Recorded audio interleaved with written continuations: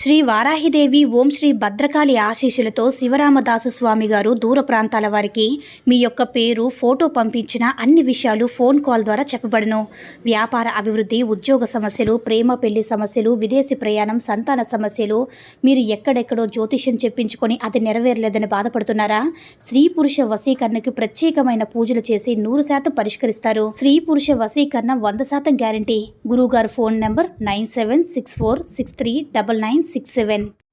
మిత్రమా, విజయం ఎలా వస్తుందో నేను చెప్పలేను, కానీ పరాజయం ఎలా వస్తుందో చెప్పగలను. నీ చుట్టూ ఉన్న ప్రతి ఒక్కరిని తృప్తిపరచాలని ప్రయత్నించినప్పుడు నీకు ఖచ్చితంగా పరాజయమే ఎదురవుతుంది మిత్రమా. తల్లిని కోల్పోయినప్పుడు నిజమైన ప్రేమను, తండ్రిని కోల్పోయినప్పుడు రక్షణను మనం కోల్పోతున్నాం కదా. జీవితం కష్టతరమైనది మిత్రమా, కానీ అసాధ్యమైనటువంటిది ఏదీ లేదు. కాబట్టి ప్రయత్నమే ప్రాముఖ్యం మిత్రమా, కాదంటారా? ఒక విషయం చెప్పనా మిత్రమా, ఒకప్పుడు ప్రేమకు అందం లేదు, డబ్బు లేదు, ఆ ప్రేమలో మోసం కూడా లేదు.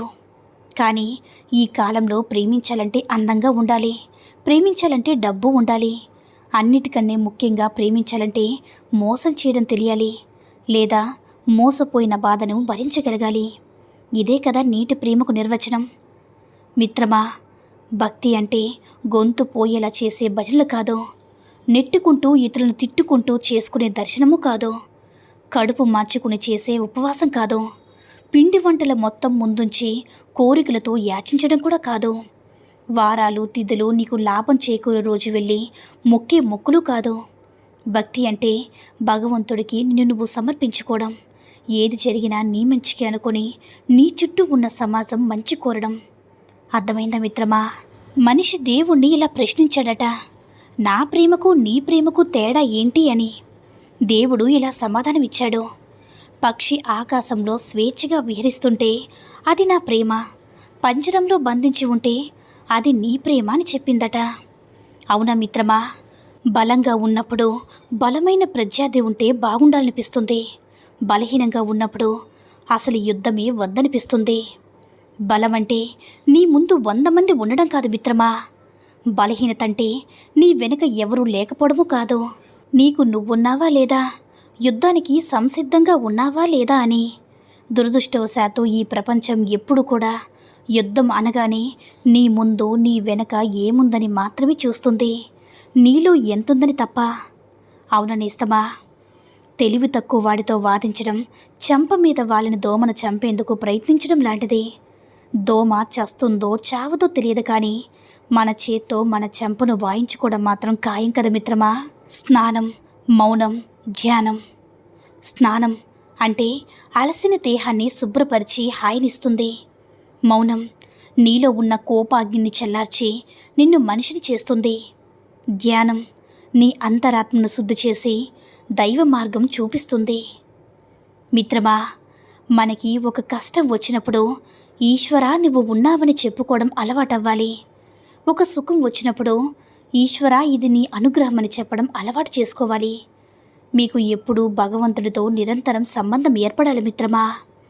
తల్లి పోతే బంధం పోతుంది, తండ్రి పోతే బంధుత్వమే పోతుంది, సోదరుడు పోతే బలగం పోతుంది, కొడుకు పోతే కొరువు పోతుంది, కానీ భార్య పోతే స్వర్వం పోతుంది. భార్య ఉన్నప్పుడే విలువ తెలుసుకుని ప్రేమగా చూసుకోండి మిత్రమా. అన్ని బంధాలు మధ్యలోనే ఆగిపోతాయి, కానీ జీవితాంతం నీతో పాటు వచ్చేవి నీ భార్య మాత్రమే అని తెలుసుకో. నాకు తెలిసిందే వేదం అనుకుంటే అది నీ మూర్ఖత్వం, నేను నమ్మిందే ప్రతి ఒక్కరూ నమ్మాలనుకుంటే అది నీ మూఢత్వం, ఎదుటివారికి ఏమీ తెలియదనుకుంటే అది నీ అమాయకత్వం, ఇతరుల నమ్మకాన్ని గౌరవించలేకుంటే అది నీ అమానుషత్వం, నేను తెలుసుకోవాల్సింది ఏమీ లేదనుకుంటే అది నీ పైత్యం, అందరి భావాలు అర్థం చేసుకుంటే అది నీ మనిషితత్వం మిత్రమా. అందరి విశ్వాసాలకు విలువనివ్వడమే మానవత్వం అని గుర్తించుకో మిత్రమా. ఎవరు ఎంత అందమైన వేషం వేసినా కాలం వారి వారి నిజస్వరూపాలను, గుణాలను ఎప్పుడో ఒకప్పుడు ఏదో ఒక విధంగా బయటపడేలా చేస్తుంది. మనం బాధపడితే ఓదార్చేవాళ్ళు కొందరు, మనం ఎప్పుడు బాధపడతామని ఎదురు చూసేవాళ్ళు మరికొందరు, మనతో ఏ బంధం లేకపోయినా మన ఆనందాన్ని తమ ఆనందంగా భావించేవాళ్ళు 100కో 1,00,000కో ఒక్కరే ఉంటారు మిత్రమా. అలాంటి వారు మనకి తారసపడితే ఎంత కష్టం వచ్చినా వాళ్ళని వదులుకోకూడదు. మిత్రమా, కాలం ఎప్పుడూ ఒకేలా ఉండదు.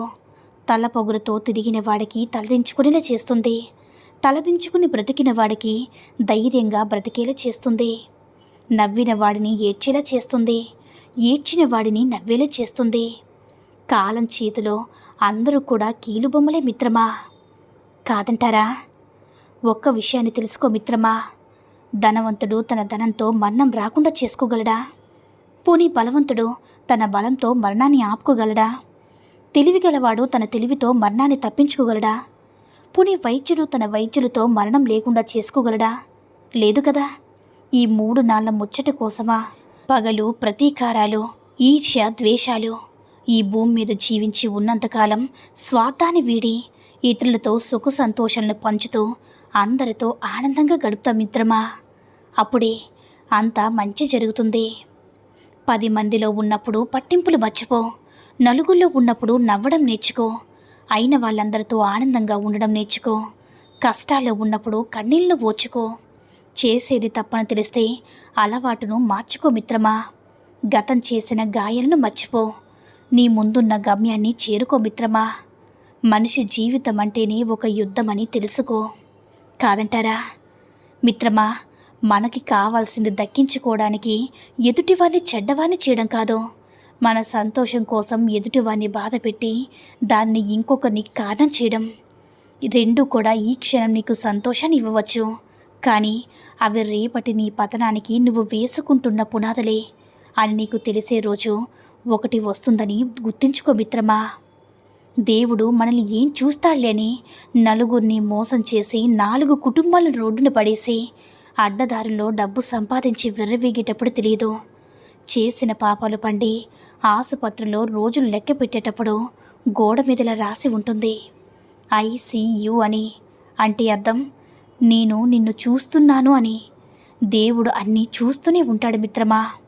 అప్పుడు నీకు నువ్వు చేసిన మోసాలు, పాపాలను అన్నీ కూడా గుర్తు చేస్తూ ఉంటాడు, కాదంటావా మిత్రమా?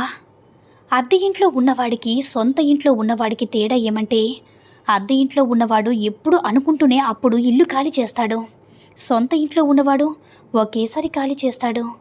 జ్ఞానికి ఈ శరీరం అద్దె ఇల్లు లాంటిది. అర్థమైందా మిత్రమా? ఒక్క విషయాన్ని గుర్తుంచుకో మిత్రమా, కొన్ని వేల వృధా ఆలోచనల తర్వాత మాత్రమే మంచి ఆలోచనలు వస్తాయి. అలాంటి ఆలోచనలు వెంటనే అమలుపరచాలి. అలా అమలుపరచిన వాళ్ళే విజేతలవుతారు. అమలుపరచకుండా సమయాన్ని వృధా చేసి చివరికి ఏమీ సాధించలేక చాలామంది నిరాశలో జీవిస్తున్నారు. అవునా? కోట్ల కూడబెట్టి కడుపు నిండా తినలేని వారికంటే కష్టాన్ని నమ్ముకొని కడుపు నిండా తినేవారే ఎంతో అదృష్టవంతులు మిత్రమా.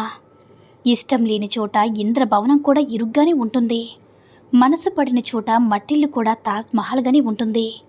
సంపదలెన్ని ఉన్నా తృప్తి లేని జీవితం వృధా కదా. పూరి గొడుసు బ్రతుకైనా సరే కంటి నిండా నిద్రపోయే మనిషి జీవితం ధన్యం మిత్రమా. ఒక్క విషయాన్ని గుర్తుంచుకో మిత్రమా, నలుగురికి సహాయపడు, లేదా కూటికి లేని వాడికింత అన్నం పెట్టు, దేవుడు సంతోషిస్తాడు.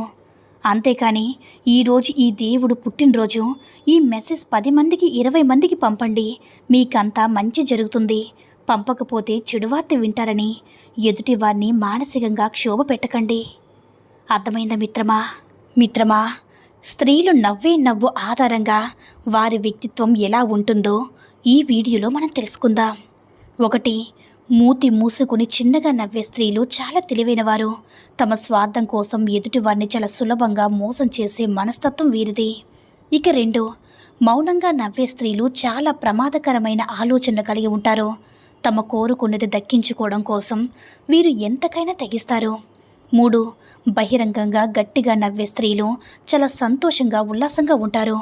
వీరు చాలా నిజాయితీగా ఉంటారు. ఇక 4. పెదాలపై నవ్వే స్త్రీలు లోపల చాలా బాధను దాచుకుని ఉంటారు. ఇతరుల పట్ల వీరు చాలా నమ్మకంగా వ్యవహరిస్తారు. అవునా మిత్రమా? తెలుసుకున్నారు కదా? ఈ వీడియో నచ్చినట్లయితే లైక్ చేసి షేర్ చేయండి. మరిన్ని వీడియోస్ కోసం మన ఛానల్ని సబ్స్క్రైబ్ చేసుకుని మాకు కొంచెం సపోర్ట్ చేయండి. సర్వే జనా సుఖినో భవంతు. ధన్యవాదములు.